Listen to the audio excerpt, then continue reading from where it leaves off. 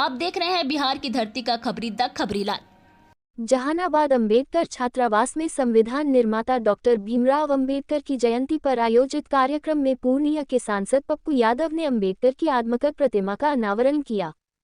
इस अवसर पर उन्होंने जय भीम के नारे के साथ लोगों को संबोधित करते हुए कई बड़े राजनीतिक नेताओं पर तीखे हमले किए। सांसद पप्पू यादव ने केंद्रीय मंत्री ललन सिंह पर पलटवार करते हुए कहा कि हम स्वतंत्रता सेनानी तो नहीं हैं, लेकिन जब आप राजनीति में नहीं थे तब हम विधायक बन चुके थे। हम अनुकंपा पर नहीं जीते हैं, ये बात याद रखिए ललन बाबू। उन्होंने चेताया कि हर किसी को एक नज़र से देखना ठीक नहीं है। एक घर में डायन भी बखस्ता छोड़ती है। पप्पू यादव ने बिहार की बदहाली के लिए नेताओं की राजनीतिक महत्वाकांक्षाओं को जिम्मेदार ठहराया। उन्होंने कहा कि बिहार आज मजदूरों की फैक्ट्री बनकर रह गया है और बेरोजगारी के चलते लाखों लोगों को पलायन करना पड़ता है। प्रधानमंत्री नरेंद्र मोदी के बिहार दौरे पर भी उन्होंने तंज कसते हुए कहा कि जब बिहार के लोगों को बाहर बेइज्जती झेलनी पड़ती है तब प्रधानमंत्री को बिहार की याद नहीं आती, लेकिन चुनाव आते ही वे दौरे शुरू कर देते हैं। उन्होंने मांग की कि बिहार को विशेष राज्य का दर्जा और विशेष पैकेज दिया जाए। साथ ही सीमांचल और कोशी क्षेत्र की बाढ़ समस्या का स्थायी समाधान निकालने के लिए नेपाल से आने वाले पानी पर चेक डैम बनाए जाने की आवश्यकता जताई। ललन बाबू मेरे भाई हैं। हम स्वतंत्रता सेनानी नहीं हैं। ललन बाबू आप भी बिहारी हैं, आप भी मंत्री हैं। हम सिर्फ इतना कहेंगे आपसे, प्रधानमंत्री जी ने जो जो वादे किए थे सबको एक घाटी में मत घाटिए ललन। हो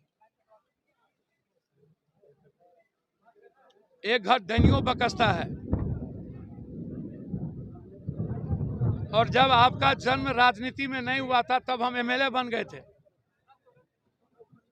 और हम अनुकंपा पर नहीं जीते हैं, याद रखिएगा। हम सिर्फ इतना कहते हैं कि चुनाव साल में ही बार बार नरेंद्र मोदी या कोई नेता क्यों आता। बिहार को लोगों ने क्या समझ लिया। गुजरात में जब बिहारी को पीटा जा रहा था तब नरेंद्र मोदी ललन सिंह जी कहाँ थे। अभी महाराष्ट्र में बिहारी को पीटा जा रहा है, ललन सिंह कहाँ है। आसाम में 5 दिन पहले बिहारी को पीटा गया, ललन सिंह जी और प्रधानमंत्री कहाँ हैं। बिहार क्या पिटने के लिए बने हैं? बिहार क्या पलायन के लिए बने हैं? बिहार क्या बेरोजगारी के लिए बने हैं? बिहार क्या राजनीतिक और सियासत की कुर्सी के लिए बने हैं? बिहार को विशेष राज्य का दर्जा दो, विशेष पैकेज दो। हमारी लड़ाई बिहार के 13 करोड़ लोगों के लिए, हिंदू मुसलमान के लिए नहीं, बैकवर्ड फॉरवर्ड के लिए नहीं, जात के लिए नहीं, बिहार के हर गरीब के लिए, हर बेरोजगार नौजवानों के लिए। इसीलिए आप आ रहे हो तो हाई डैम दो, आप आ रहे हो तो बाढ़ से और सुखाड़ से मुक्ति दो, आप आ रहे हो तो सीमांचल को, कोसी को विशेष पैकेज दो, मगध को विशेष पैकेज दो। तब समझेंगे कि आप बिहार में क्यों आ रहे हो। अन्यथा सबको पता है, चुनाव आता है तो इन लोगों के पास सैकड़ों हेलीकॉप्टर हो जाते हैं और बीन बजा के ब्लैक मनी और अहंकार के पैसे से ये बिहारी को खरीद कर सत्ता में आना चाहते हैं। हम सिर्फ इतना कहते हैं कि चुनाव साल में ही बार बार नरेंद्र मोदी या कोई नेता क्यों आता। बिहार को लोगों ने क्या समझ लिया। गुजरात में जब बिहारी को पीटा जा रहा था तब नरेंद्र मोदी, ललन सिंह जी कहाँ थे। अभी महाराष्ट्र में बिहारी को पीटा जा रहा है, ललन सिंह कहाँ है। आसाम में 5 दिन पहले बिहारी को पीटा गया, ललन सिंह जी और प्रधानमंत्री कहाँ हैं। बिहार क्या पिटने के लिए बने हैं? बिहार क्या पलायन के लिए बने हैं? बिहार क्या बेरोजगारी के लिए बने हैं? बिहार क्या राजनीतिक और सियासत की कुर्सी के लिए बने हैं? बिहार को विशेष राज्य का दर्जा दो, विशेष पैकेज दो।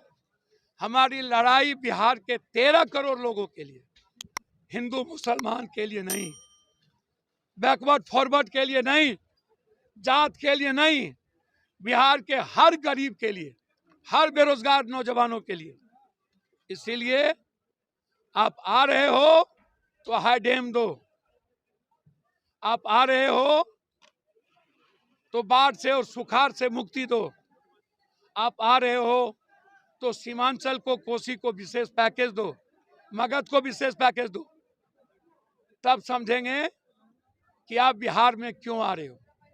अन्यथा सबको पता है, चुनाव आता है तो इन लोगों के पास सैकड़ों हेलीकॉप्टर हो जाते हैं और बीन बजा के ब्लैक मनी और अहंकार के पैसे से ये बिहारी को खरीद कर सत्ता में आना चाहते हैं। आप देख रहे हैं बिहार की धरती का खबरी द खबरीलाल।